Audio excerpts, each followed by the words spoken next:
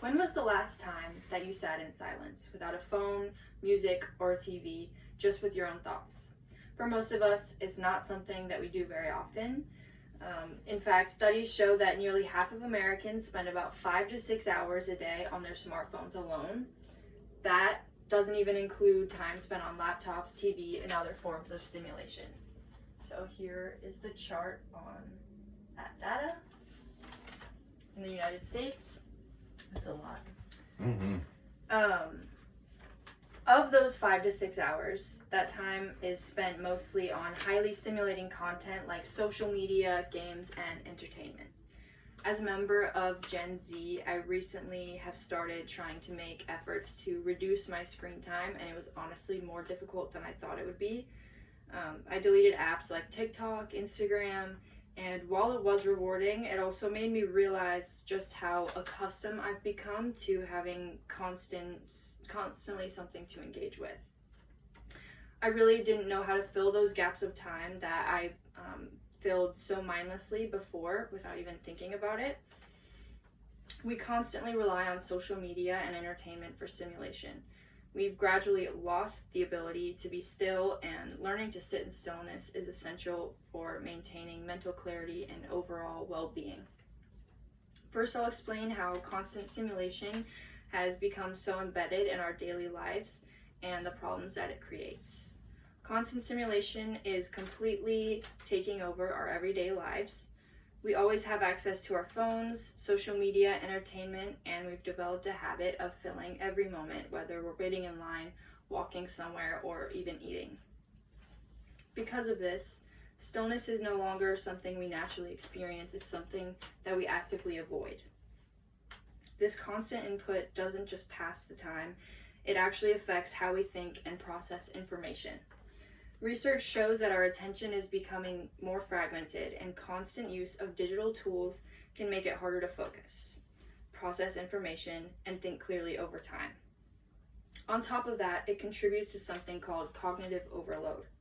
Research on cognitive overload shows that we are constantly exposed to more information than our brains are designed to process.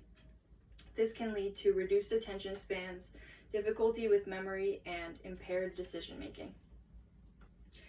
A big part of the problem is that we focus so much on the quantity of information that we're consuming that we ignore the quality.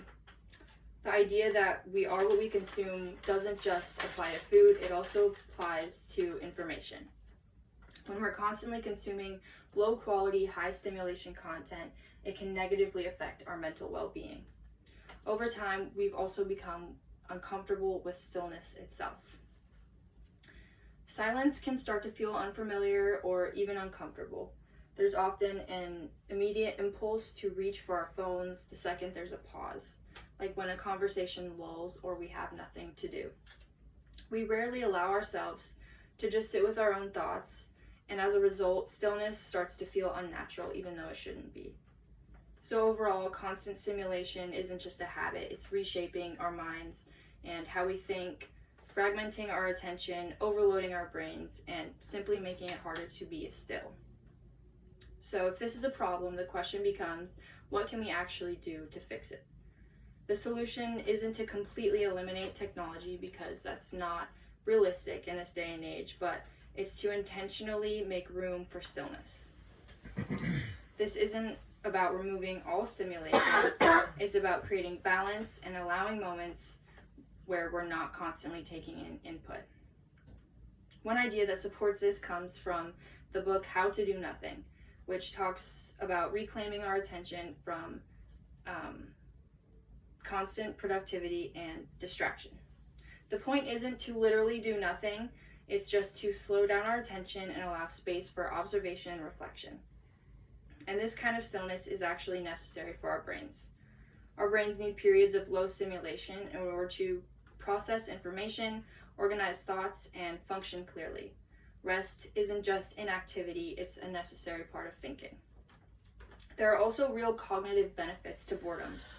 Research shows that boredom is connected to things like mind wandering, reflection, and internal processing. When we fill every second with stimulation, we miss opportunities for our brains to think more freely. Low stimulation, unstructured time has been shown to improve creativity, problem solving, and adaptability. And it's important to note that it's not boredom itself that's the beneficial aspect. It's learning how to engage with it in a meaningful way instead of immediately trying to escape it. The good thing is it doesn't require major lifestyle changes. It can be as simple as allowing small pauses, reducing automatic phone use, or sitting with your thoughts instead of immediately distracting yourself.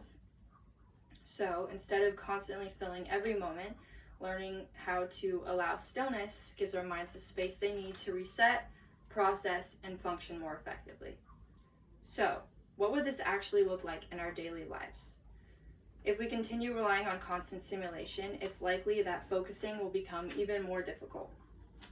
We might find it harder to think deeply, stay present, or engage fully with what we're doing. Over time, this can lead to ongoing mental fatigue, feeling drained without really knowing why, and even emotional flatness. But if we start to practice stillness, even in small ways, we can begin to reduce that dependence on constant stimulation. And over time, that can lead to improved focus, clearer thinking, and a greater sense of calm and control. Constant stimulation has become a normal part of our daily lives, and as a result, we rarely allow ourselves to be still. This lack of mental rest affects our ability to focus, contributes to mental fatigue, and makes it harder to think clearly.